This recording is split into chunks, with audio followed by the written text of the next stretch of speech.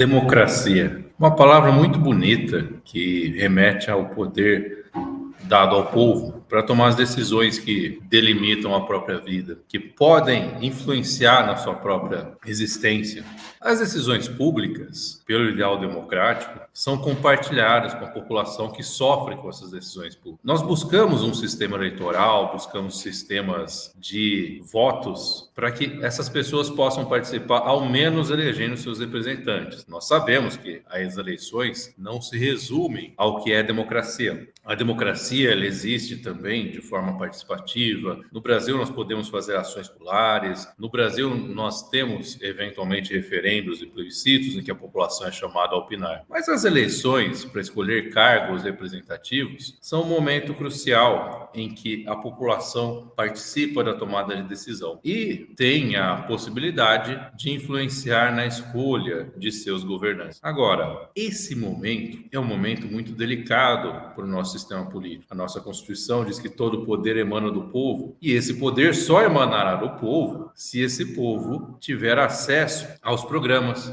tiver acesso às posições de cada candidato, tiver consciência do que está fazendo e puder escolher. Agora, nós temos redes sociais, hoje em dia, que muitas vezes mudam as regras do jogo antigo de rádio e televisão, das campanhas de jingles, as campanhas tradicionais. As campanhas hoje, elas são muito mais imediatistas, muito mais do momento, muito mais focadas em memes, em questões de curto prazo. Isso é bom para a democracia? Isso realmente ajuda a população a escolher o melhor candidato? Aqueles 10 segundos, 15 segundos que duram uma mensagem, seja um jingle ou seja um meme da internet, elas fazem com que a população tenha consciência do que ela está escolhendo? A Justiça Eleitoral se preocupa com isso, a legislação eleitoral se preocupa com isso. Como nós temos regras que devem atender a certos princípios, todas as regras da eleição, elas buscam dar vazão ao princípio democrático. Então, nós precisamos verificar se essas regras e se a aplicação delas estão realmente de acordo com esse preceito, ou seria uma mera estratégia, as eleições serão uma mera estratégia para que aqueles que têm poder continuem governando e a população tenha uma ilusão de que está escolhendo. Essas reflexões, elas entram hoje no que a gente denomina o poder das redes sociais, o poder da internet, né? Essas reflexões, elas vão lastrear esse estudo de caso que nós fizemos, nós trouxemos para vocês, sobre um candidato a prefeito da maior cidade do país, que acabou de ser restrito em suas redes sociais por supostamente cometer algumas práticas que a Justiça Eleitoral condena e condenou nessa liminar. Então, nós vamos começar aqui a transmitir os nossos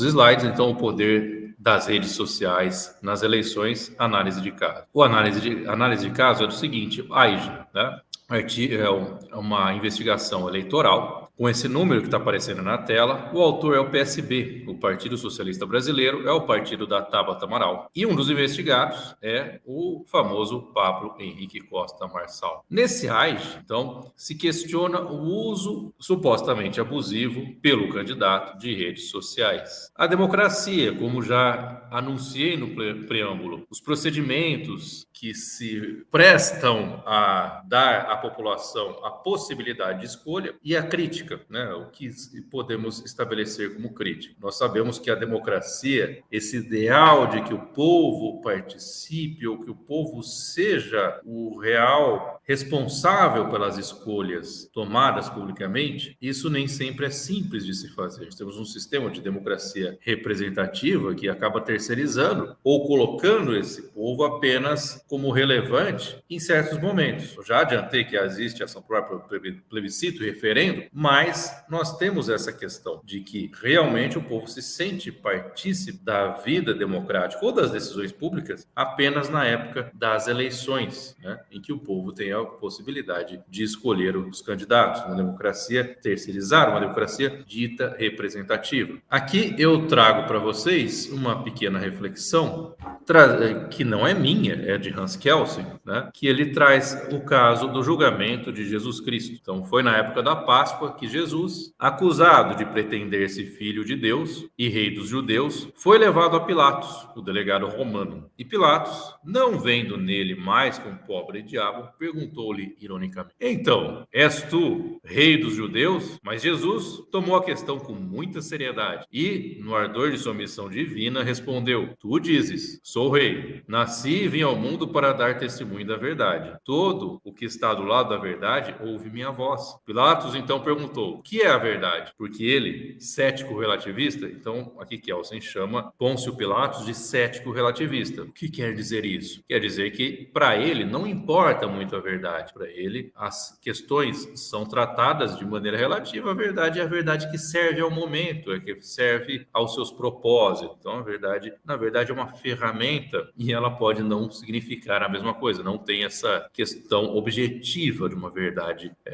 verificar, né? Entender por aqui. O que é verdade? Porque ele, cético relativista, não sabia o que era a verdade. A busca absoluta na qual este homem acreditava procedeu com muita coerência, de forma democrática, delegando a decisão ao voto popular. Segundo o Evangelho, foi ter novamente com os judeus e disse-lhes: Não encontro nele crime algum, mas é costume que eu, na Páscoa, vos solte um prisioneiro. Quereis, pois, que eu vos solte o rei dos judeus? Então gritaram todos novamente, dizendo: Não, não este, mas Barrabás. Acrescenta o Evangelho. Ora, Barrabás era um ladrão. Aqui, é um popular, voz do povo é voz de Deus. Realmente aqui, para aqueles que conhecem ou acreditam no Evangelho, nós temos essa questão de que a voz do povo também condenou Jesus Cristo e liberou Barrabás, que era um ladrão, né? Então, para aqueles que creem, ainda prossegue Hans Kelsen, que o Filho de Deus e Rei dos Judeus seja testemunha da verdade absoluta, este plebiscito é, sem dúvida, um forte argumento contra a democracia. E nós, cientistas políticos, temos que aceitar este argumento, mas com uma condição apenas: que nós tenhamos tanta certeza de nossa verdade política a ponto de defendê-la, se necessário, com sangue e lágrimas. Que nós tenhamos tanta certeza de nossa verdade quanto tinha de sua verdade o Filho de Deus. Então, aqui temos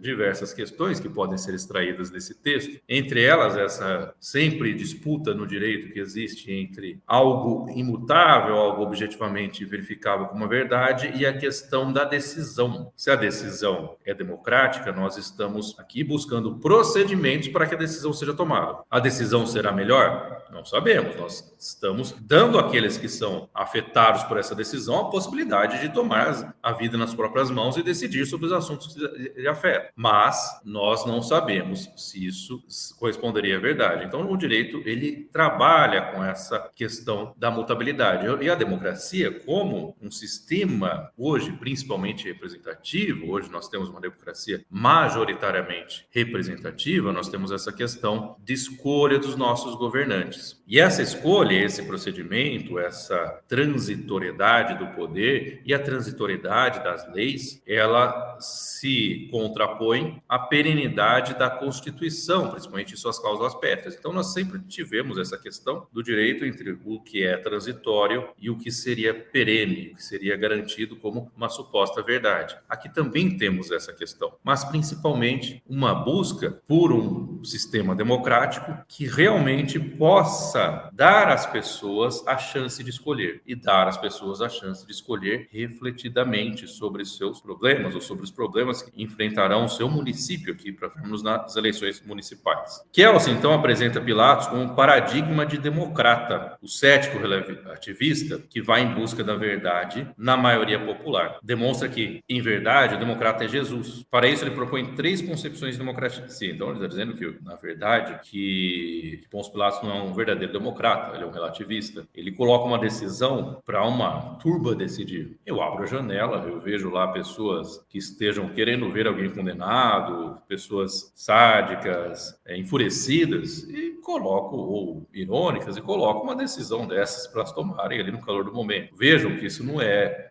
um exemplo de democracia refletida ou uma democracia crítica. 3 concepções: a dogmática, a cética e a crítica. A primeira remete ao absolutismo filosófico, na segunda ao relativismo. A terceira, que o jurista italiano defende, visa, aqui, Abelski comentando Kelsen, e o jurista italiano, e visa uma busca orientada para o melhor. uma criteriosa reflexão acerca das diversas possibilidades políticas. A multidão enfurecida, bradando crucifica-o, é justamente o contrário do que pressupõe uma democracia crítica, sem instituições ou procedimentos, totalitária, instável, emotiva, extremista e manipulável. Para Zagrebelsky, Jesus Cristo é o verdadeiro amigo da democracia crítica, uma vez que se anuncia como uma verdade eterna e universal, não a impõe, mas deseja que os homens, no uso livre de sua razão, a alcancem pelo diálogo, pela tolerância e pela reflexão constantes. Diga-se mais, o uso pleno e criterioso da democracia humana invariavelmente aponta para essa verdade. Então, para Kelsen, para Zagrebelsky, para aqui o professor Levi Amaral Júnior, né, que escreve texto, né, traz essas reflexões para nós, né, o professor José Levi Amaral Júnior, nós temos um problema em saber qual a democracia ideal, como que alcançaremos a democracia. Então, a democracia é um ambiente do diálogo, é o ambiente da reflexão, é o ambiente da crítica, é o ambiente do embate, não o embate físico, mas de ideias. É um ambiente em que as pessoas podem falar o que pensam, serem ouvidas e que, ao final, possam tomar conclusões baseadas na razão, baseadas no bom senso, baseadas no que seria melhor para todos, né? Politicamente, na polis, na coisa pública. Então, a missão da justiça eleitoral, a missão da lei eleitoral, a missão das resoluções eleitorais e das decisões da justiça como repressiva, elas são pautadas ou devem ser pautadas por esses ideais. Na verdade, nós estamos aqui, a justiça eleitoral, os advogados eleitoralistas, nós estamos preocupados aqui em possibilitar o melhor ambiente, a melhor ágora para que as pessoas consigam estabelecer um diálogo eficaz e racional e que a decisão seja tomada sem nenhum autoritarismo. Então, o que se pretende aqui é pulverizar esses, não só os centros de decisão, mas a tomada de decisão. Vejam como é complicado. Nessa ação aqui de investigação eleitoral, que foi o AIGE, né, o número que está aparecendo, o que nós tivemos? Nós tivemos um candidato que supostamente excedeu as regras do jogo político, tomando uma vantagem que comprometeria uma disputa igual e paritária entre as ideias dos candidatos. E como que supostamente isso foi feito? Eu digo supostamente, mas há indícios que levaram a uma liminar, certo? Então vamos lá. A ação de investigação judicial eleitoral é uma ação que aqui pode ser proposta por qualquer partido político, candidato, Ministério Público Eleitoral, que ela representa a Justiça Eleitoral diretamente ao Corregedor Geral ou Regional, relatando fatos, indicando provas, indícios e circunstâncias e pede a abertura de uma investigação judicial. Lembro aqui, nós estamos em época de polêmicas envolvendo a justiça eleitoral, envolvendo também o bloqueio Twitter, né, o atual X, Twitter, e decisões também de ministro do Supremo envolvendo a justiça eleitoral. Então, nós precisamos fazer um parênteses aqui para dizer que a justiça eleitoral tem um poder intenso de investigação. Então, aqui se pede uma abertura de investigação judicial,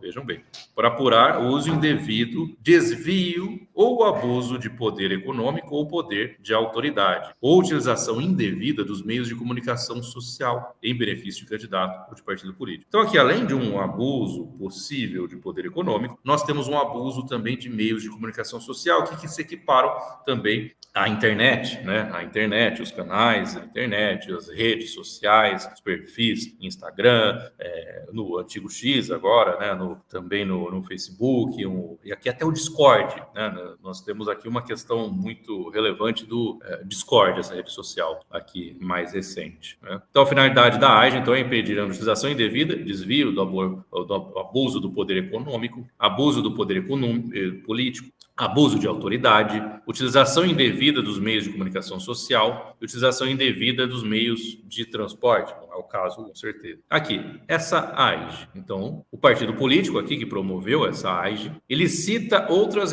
reportagens, uma do jornal O Globo. Nessa reportagem, o então pré-candidato, atualmente candidato, a prefeito de São Paulo, Pablo Marçal, incentiva a criação de perfis para distribuir cortes de seus vídeos. Sempre foi feito. Nós sabemos que que o Pablo Marçal sempre distribuía cortes de seus vídeos e pagava por esses cortes, fazia um campeonato de cortes, aqueles mais bem posicionados receberiam mais incentivo. Agora, fazer isso na atividade empresarial dele é uma coisa. Agora, fazer isso como candidato já começa a influir em leis eleitorais. Então, o Globo conta que mapeou 50 contas favoráveis ao coach, com milhões de visualizações e conteúdos com ataques e fake news. Lembrando que na pré-campanha eu não posso fazer campanha negativa. Pré-campanha eu não posso começar a falar mal dos meus adversários. O momento seria um momento nenhum, mas o momento seria na campanha, né? Falar, difamar ou caluniar, eu não posso em momento algum, fora ou dentro da eleição. Mas campanha negativa, contar pontos desfavoráveis, digamos assim, né, de candidatos adversários, o ponto é a campanha, não a pré-campanha. Pré-campanha não posso fazer campanha negativa. Agora, o candidato não fez, a acusação aqui não é que ele tenha feito, mas sim que seguidores ou pessoas que o apoiam teriam feito. Aqui nós temos uma outra circunstância. O que determinou essa cassação das redes, essa liminar, foi esse pagamento dessas pessoas para fazerem os cortes, pegarem esses vídeos, alguns até depreciativos de outros candidatos, e jogarem, turbinarem a internet com vários vídeos de várias pessoas pulverizando e aumentando as menções ao candidato, aumentando também a visibilidade do candidato. Então, pré-candidato à prefeitura, então pré-candidato, coach, empresário, para fazer um disclaimer aqui, ele se diz não mais coaching, então o preço não chama de coaching, ele não assume essa profissão de coaching, não é mais coaching. O empresário turbina a própria audiência nas redes sociais por meio de promessas e ganhos financeiros para apoiadores. Isso sim é vedado. Eu não posso remunerar pessoas físicas para que as pessoas físicas façam a minha propaganda. Nós tivemos um caso em Minas Gerais em que o candidato usou o influencer. Influencer já tem ali milhões de seguidores e vai usar essa capilaridade dessa rede para favorecer um candidato. Contratado para isso, não pode. Isso é vedado. Então, a internet, ela é regulada, nós já vimos em aulas anteriores. Eu posso fomentar sim a campanha, desde que eu pague um impulsionamento no perfil oficial. Eu posso pegar perfil de terceiros para fazer isso. No perfil oficial, impulsiono, pago ali aquele impulsionamento dos próprios sites, das próprias redes sociais, registro isso, as próprias redes sociais vão ter isso registrado, podem ser chamados a justiça eleitoral para explicar como foi feito esse impulsionamento e tudo, mas é esse o impulsionamento possível. Então, o Globo levantou 50 perfis dedicados a repercutir o conteúdo pró-Marçal, que somam 25,9 publicações e 5,2 milhões de seguidores. O empresário segue 28 deles, segundo o Globo e segundo a citação na petição inicial. Falas do TikTok. Você que está assistindo, em vez de encher o saco, pode fazer dinheiro com a minha imagem. Eu falo do candidato, aqui do pré-candidato, do atual candidato. Você vai lá nos meus stories, Pablo Marçal, vou pedir para você soltar agora. Aí você vai assistir e de vez em quando vai aparecendo para você entrar. É um campeonato no aplicativo, onde você entra e aí você se cadastra. Só que você tem que aprender a fazer corte. Aí, Pablo Marçal, é por mês. Tem gente que ganha isso por mês. Aí você fala, é todo mundo? Não. Tem vários que ganham 50 mil, vários que ganham 40 mil reais. Tem caras aprendendo e eles não sabem, eles não têm o tino ainda de achar o corte certo. Cita, entre outras reportagens, uma do Globo. O pré-candidato a prefeito incentiva a criação de perfis para distribuir cortes de seus vídeos. Se tiver viés eleitoral, esse corte aí tem problema. Se ele está pagando para corte, para falar como empresário, como autor de cursos, não há problema, ele está em outro âmbito agora. Entrou aqui na Justiça Eleitoral, há uma prática vedada por resolução do TSE. Pré-candidato à prefeitura, tal, empresário, tal, turbina a própria audiência e mais notícias do tipo. Outro trecho da petição inicial, que é aquela questão do Discord. E o que também impressiona é o fato de que, pelas regras daquele campeonato de corte do Discord é uma rede social, ela é voltada para games, né? Mas ela também tem conteúdos produzidos ali por dados, tem canais e tudo mais, e ela tem um sistema de comunicação direta entre usuários também, no WhatsApp. Tudo. Era pré-requisito para a participação que o autor dos cortes utilizasse a hashtag prefeito Marçal. É isso, aqui que está o problema. Estaria o problema caso se confirme essa informação, né? Primeiro regulamento, conferir a imagem já colada na petição inicial, eles colocam lá a imagem. Isso gerou, antes do período eleitoral, a impressionante marca de 27 mil conteúdos recortados com a referida hashtag. Aqui, isso é uma colagem da petição inicial, né? outra colagem, né, colocando aqui o campeonato de cortes, parece que até o 30º lugar é que vence, e aqui são os pagamentos, aí, os prêmios, mais para quem ganhar nesse campeonato. Aqui outra reportagem do UOL, né, São Paulo, influenciador posta recibo de Pix, pago por Marçal por recorte de vídeos. Aqui está o influenciador, né? Agora, a explicação, a defesa do Marçal, aqui poderia desconstituir isso, ou dizendo que é falso esse Pix, ou dizendo que esse Pix foi para uma questão apenas empresarial e não eleitoral.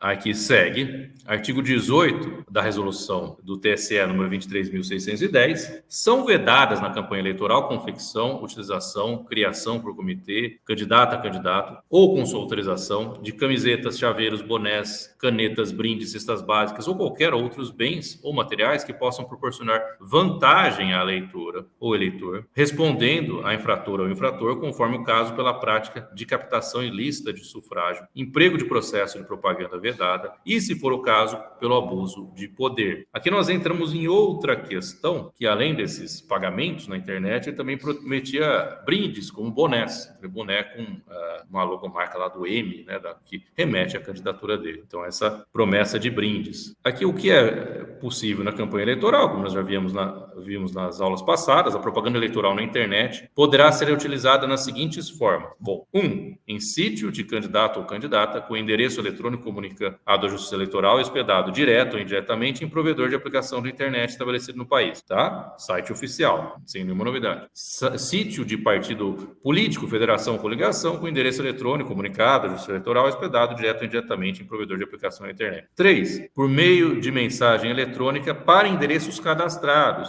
Não posso ficar aborrecendo pessoas que não se cadastraram. Isso é vedado. Então, gratuitamente pela candidata ou candidato, pelo partido político, pela federação, pela coligação, desde que presente em uma das hipóteses legais que autorizam o tratamento de dados pessoais. Por meio de blogs, redes sociais, sítios, mensagens instantâneas e aplicações de internet e assemelhadas, dentre as quais aplicativos de mensagens instantâneas cujo conteúdo seja gerado ou editado. Por meio de blogs, redes sociais, mensagens instantâneas assemelhadas, dentre os quais aplicativos de mensagem instantânea. E aí os candidatos, candidatas, partidos políticos, federações ou coligações, desde que não contratem, aqui está uma vedação também que ocorreu muito na campanha, nas últimas 2 campanhas eleitorais para presidente, esse disparo, né? Então, desde que não contratem disparos em massa de conteúdo nos termos do artigo 4. Não pode contratar disparo em massa para o WhatsApp, atingir eleitores diversos. Aqui, pessoa natural, vedada a contratação de impulsionamento e disparo em massa nos conteúdos do 34. A remuneração, aqui eu grifei, esse 2. A remuneração, monetização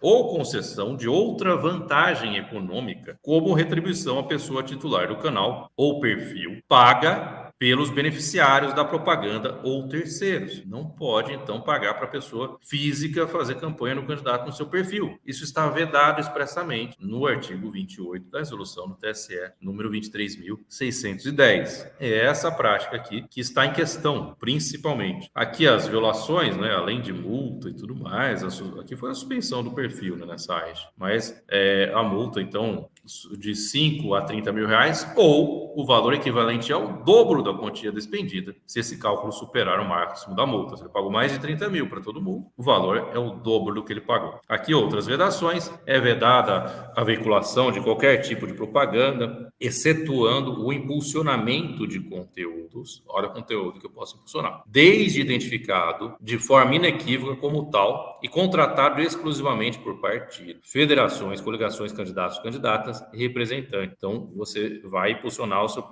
perfil oficial, suas mensagens oficialmente. É vedada, naturalmente, a veiculação de propaganda eleitoral em sítios de pessoas jurídicas sem fins lucrativos, de entidades da administração direta e indireta. Eu não posso impulsionar no site governamental, seria realmente um absurdo. Também a violação de 5 a 30 mil ou a quantia, o dobro da quantia despendida. Aqui nós temos a regulamentação de telemarketing, então é vedada a utilização de propaganda via telemarketing em qualquer horário, por meio de disparo em massa de mensagens instantâneas sem o consentimento da pessoa. Se eu cadastrei ali no site do candidato, eu estou na lista dele, eu mesmo que coloquei, eu posso receber, mas agora o cadastrei não pode aparecer para mim. Aqui tem um crime também, esse crime eles colocam na petição inicial, tá? Então uma alegação de crime feita na petição inicial, que é o seguinte: o artigo Aqui o artigo 89 reproduz aqui nos termos da lei número 9.504 de 97, lembra que crime só pode ser definido em lei,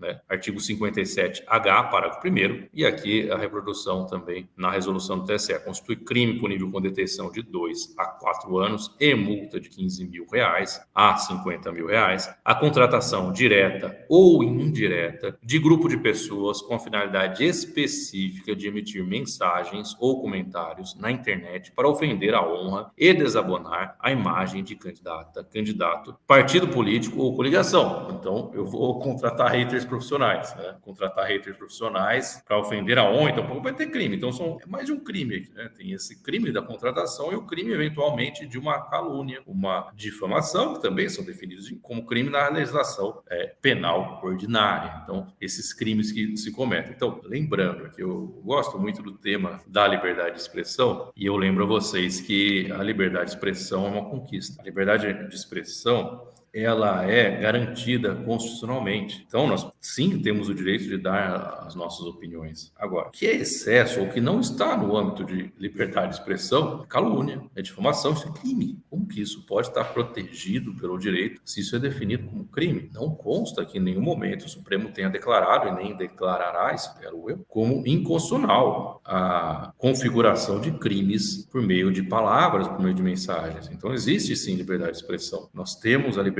de expressar nossas posições, mesmo que contrárias ao governo, mesmo contrárias ao sistema, mesmo contrárias a qualquer que seja a pessoa. Não podemos inventar história falsa e sair divulgando. Podemos ofender a honra das pessoas. Isso são limites, né, para não estar dentro do âmbito da liberdade de expressão. Não é para isso que o Constituinte nos dá essa garantia. Nós temos ampla liberdade de termos nossas posições sobre qualquer assunto, não de cometer crimes. Então, precedente aqui é um acórdão que foi levado também na petição inicial do TSE, relatado pelo nosso atualmente muito comentado ministro Alexandre de Moraes e julgado em 16/12/21. Aqui, o que aconteceu? Foi uma empresa contratada, então o exame dos autos demonstra, isso aqui palavras ali do julgamento do TSE, né? Demonstra, evidente que a empresa 2x3 Inteligência Digital Limitada desenvolveu para a empresa Fórmula Tecnológica Limitada o aplicativo Follow e o aplicativo Brasil Feliz de Novo, que era uma segunda versão do aplicativo Follow. O objetivo do aplicativo Brasil Feliz de Novo era concentrar o público partidário de esquerda favoráveis ao candidato do Partido dos Trabalhadores. Além disso, o aplicativo foi utilizado para difundir a candidatura de Miguel Correia da Silva Júnior, a partir do uso de tecnologia pertencente à pessoa jurídica vinculada aos recorridos. E a perícia técnica realizada no dia 29/8 verificou que foram executados mais de 1.000 instalações do aplicativo, cujo acesso era restrito aos usuários cadastrados, aos quais podiam compartilhar o conteúdo nas mais diversas mídias sociais. O alto valor despendido com a tecnologia, usado para ampliar os canais de comunicação, inclusive em mídias sociais já existentes, e ainda por meio de pessoa jurídica, fonte vedada, apontam a gravidade das circunstâncias que caracterizam o uso abusivo, né, o ato abusivo, circunstância essencial para o reconhecimento da prática de abuso do poder econômico, a teor do 22/16 da Lei Complementar número 64, a Lei Ficha Limpa, que depois foi alterada para a 135, né, que virou a Lei Ficha Limpa, que se traduz em fato que altera a legitimidade do pleito, que causa desequilíbrio, conforme jurisprudência do TSE. Para que haja abuso do poder econômico, esteja configurado tal artigo tal, é necessário que fique evidenciada a gravidade das circunstâncias que caracterizam. Então, esse aplicativo que disseminava mensagens de maneira mais intensa nas redes sociais, né, usado por apoiadores e tal, ele foi considerado abusivo nas eleições, aqui num julgamento de 21 do Alexandre de Moraes, né, relatado pelo Alexandre de Moraes do TSE. Aqui, então, temos outros artigos da Lei 9.504, ressalvado o artigo 26, constitui captação de sufrágio vedada por lei. O candidato doar, oferecer, prometer, entregar ao eleitor com o fim de receber voto, vantagem eleitoral de qualquer natureza. Então, retomando essa questão do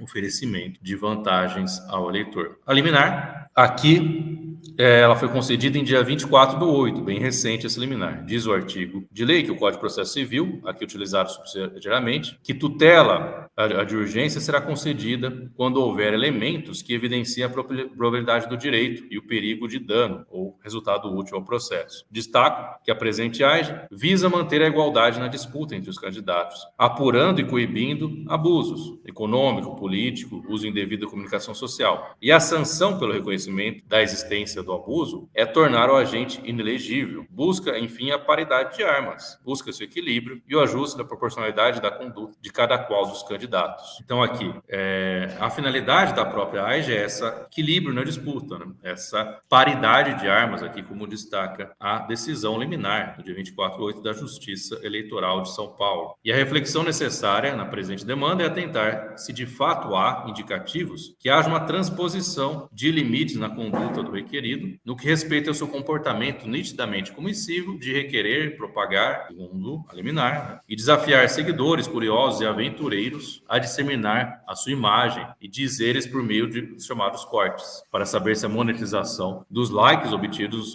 nos sucessivos cortes permitiriam o fomento ou indício de abuso de poder. Aqui ele deferiu a liminar, então lembrando que essa decisão não é definitiva, saiu muito na imprensa que, olha, ele está cassado até o fim da campanha. Ele está cassado até revogar a liminar. Pode ser até o fim da campanha ou não, né? Então até alguém, essa liminar, cair, se cair ou não. Então deferiu liminar, sob pena de imposição de multa diária de R$ 10.000 para que seja determinada a suspensão temporária dos perfis oficiais, até então utilizados pelo requerido, nas redes sociais, e que ele dá todos esses perfis, e que seja proibido que o candidato, pessoalmente ou por interpostas pessoas, tanto naturais quanto jurídicas, remunere os portadores de seus conteúdos, com a vinculação à candidatura a prefeito. Que seja suspenso de imediato as atividades ligadas à plataforma Discord, aquela que eu falei, que é voltada para atividades de jogos, de games, né? A comunidade que o candidato mantém naquela plataforma, a fim de impedir que haja remuneração de pessoas que divulgam o conteúdo do candidato até o final das eleições. E aqui a ressalva que faz a liminar é que não se está nessa decisão a se tolher a criação de perfis para propaganda eleitoral, tanto que o candidato já abriu novos perfis, algum deles tem acho, mais de 2 milhões de seguidores, mas apenas suspender aqueles que buscam a monetização de cortes e aqueles que estão expressamente determinados acima. Aqui, posteriormente, ele fez, né, um mandado de segurança, né? Então, os advogados dele impetraram um mandado de segurança para que seja cassada essa decisão, né? Para que a decisão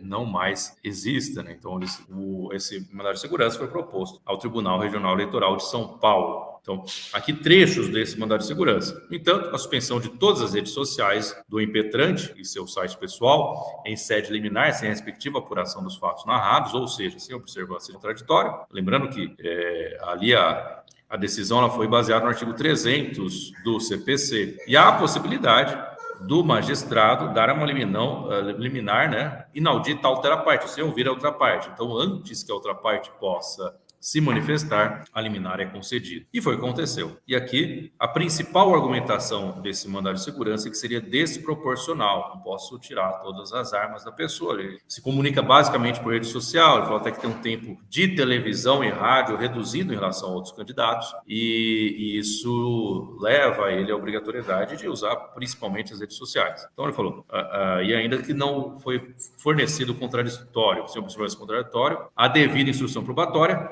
salta aos olhos e caracteriza a verdadeira censura prévia, violando sobremaneira o direito à liberdade de expressão esculpidos no artigo 5º, incisos 4 e 9 da Constituição. Some-se isso ao fato de que a censura prévia é expressamente proibida e tudo mais. Assim, a liberdade de expressão e a vedação de censura prévia são dois pilares importantíssimos. Dessa forma, a redecisão, que suspendeu todas as redes sociais impetrantes até o final das eleições, sem respectiva formação do contraditório e regularização contraditória, caracteriza inquestionável, segundo o mandado de segurança, censura prévia, que é inadmissível. Aí, a tal medida, com todo respeito, é verdadeiro atentado não apenas ao direito líquido e certo do impetente, mas sim ao próprio Estado Democrático de Direito e que prossegue a petição dos advogados do candidato, né? Dizendo principalmente que, não é crível que, faltando praticamente um mês para o pleito eleitoral, o impetrante tenha que iniciar os trabalhos de redes sociais praticamente do zero. Há um prejuízo claro e evidente, sobretudo se considerarmos que a ação de investigação eleitoral foi recentemente distribuída. Então, aqui eles falaram, olha, não dá para fazer rede do zero, então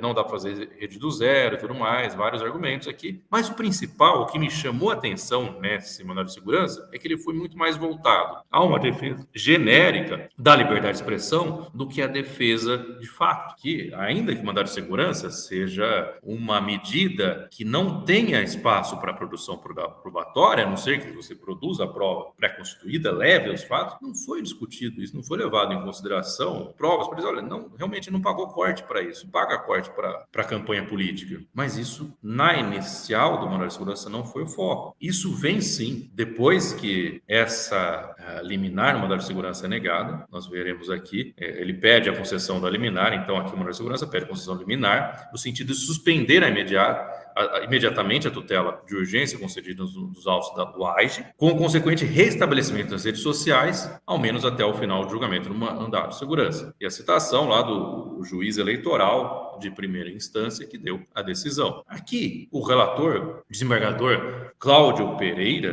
né, ele negou a liminar. E ele disse que, se tratando de mandado de segurança em face de ato judicial, ele será aceito em caso de decisão judicial teratológica, ou seja, decisão absurda. Diz que não é absurda essa decisão, juridicamente desviante, ou caso de decisão contra a qual não cabe recurso também para a hipótese em que se busca dar efeito suspensivo e tudo mais. Assim, nesse sentido, com base no princípio da inafabilidade da jurisdição, o incumprido recebeu o mandato, mas não concedeu. Ele disse que há probabilidade do direito, há indícios de que o direito do defendido se faz presente frente à ocorrência de...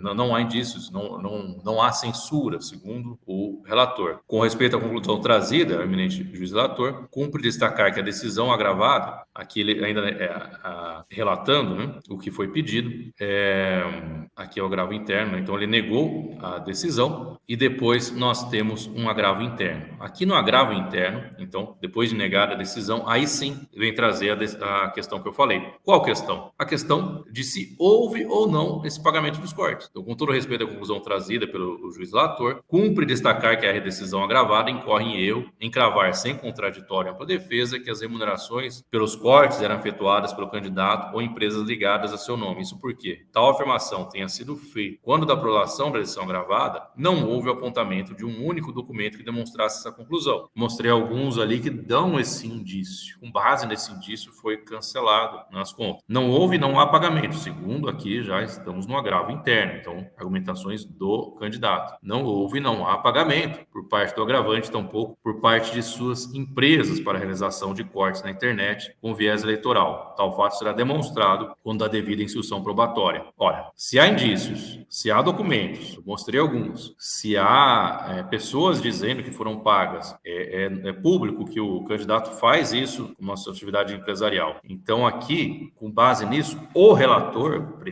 preferiu manter, né? Olha, estou vendo aqui que tem uma aparência de que isso está sendo realizado, manter a decisão. Agora, eles agravam. E esse agravo interno vai ser julgado pelo plenário do TSE, não há julgamento. Esse agravo aqui é recentíssimo, dia 29. Né? Hoje nós estamos aqui no dia 31, dia 29 de agosto, foi interposto esse recurso. O agravante está com sua principal rede social suspensa, por ordem judicial, sem que fosse apontado qualquer documento que demonstrasse que o agravante teria, de fato, remunerado eventuais perfis. O que há nos autos é um verdadeiro arremedo de perfis, os quais são absolutamente desconhecidos pelo agravante, né? O conhecimento desses perfis. E mais, pelo formato que o enredo foi trazido naquela exordial, o formato em que seus perfis /links foram colacionados aos autos. O ônus da prova, que os perfis não teriam sido remunerados pelo agravante, seria do próprio agravante. O cerceamento da defesa naqueles autos mostra clareza solar ao imputar ao agravante a necessidade de provar de per si que não remunerou os referidos cortes. Absolutamente compreensível. Aquela prova que se diz diabólica, né? Ok, mas o que vai ter que ser feito na inicial,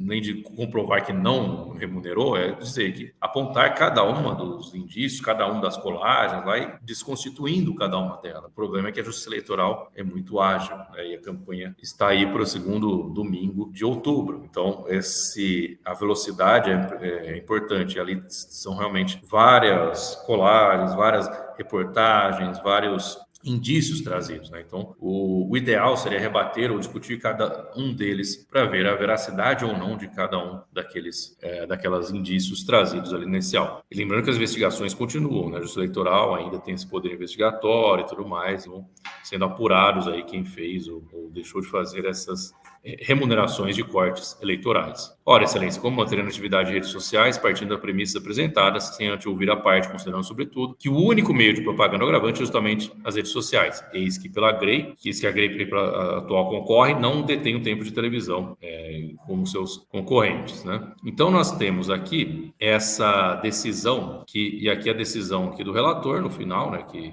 havia negado, né? Nós temos essas decisões. E, olá, só um adendo aqui na questão do Pablo Marçal, né? Nós checamos posteriormente e houve uma alteração no processo da primeira instância e ele apresentou sua contestação. Na contestação, ele questiona todos aqueles fatos trazidos e aí ele complementa dizendo que aqueles impulsionamentos ou aqueles pagamentos, alguns não seriam vinculados a ele, seriam pagamentos de terceiros e outros seriam de caráter não eleitoral. Então, essa foi a defesa dele que ele complementou o que seria o mais relevante, né? O ponto mais relevante dessa defesa, e o ponto mais relevante no debate é isso, se realmente ocorreu ou não esse pagamento de cortes para fins eleitorais, o que é vedado. Isso não tem como discutir. E, ao final, aqui o que nos resta é fazer uma reflexão sobre o que nós queremos da democracia. Se nós temos um sistema que pretende dar votos para as pessoas que apresentam programas e que vão defender o interesse da população, é importante que o que vincule essas pessoas seja as suas ideias e os seus projetos, o seu histórico de vida, se vão cumprir realmente aqueles projetos, e as suas ideologias, né? Se vocês estão de acordo ou não com essas ideologias. Quando o debate eleitoral passa a ter por protagonistas outras questões, como questões de popularidade apenas, sem que esteja envolvido por ali a ideia do candidato, ou uma discussão sobre o que vai ser feito na cidade, teria como cobrar depois, né? Como nós cobraremos um projeto de governo se esse projeto de governo não foi sequer apreciado, sequer avaliado pela população, e lembrando que esses projetos de governo estão todos registrados na Justiça Eleitoral, então vocês podem checar cada um desses projetos, rever as ideias dos candidatos e debater essas ideias, saber se elas são factíveis, saber se elas atendem aos seus interesses e realmente deixar essa questão de popularidade para outras esferas, não para a esfera eleitoral, que aqui realmente é uma distorção da própria ideia do que a gente tem de uma democracia representativa, né? Nós não teremos uma representação saudável, não teremos uma democracia que realmente busque o interesse da população se práticas que fogem ao debate de ideias, que fogem à discussão de programas, forem aquelas que determinem a vitória nas eleições. É, inclusive, desestímulo para que os candidatos façam os seus planos, é um desestímulo para que eles cumpram os seus planos e é um estímulo para que eles ganhem as eleições com base em fumaças, com base em aparências, com base em peripécias cômicas, e isso realmente enfraquece aquele vínculo da população com o projeto apresentado. Então, a gente tem que levar isso um pouco mais de seriedade, tá bom? Muito obrigado a todos e boa semana.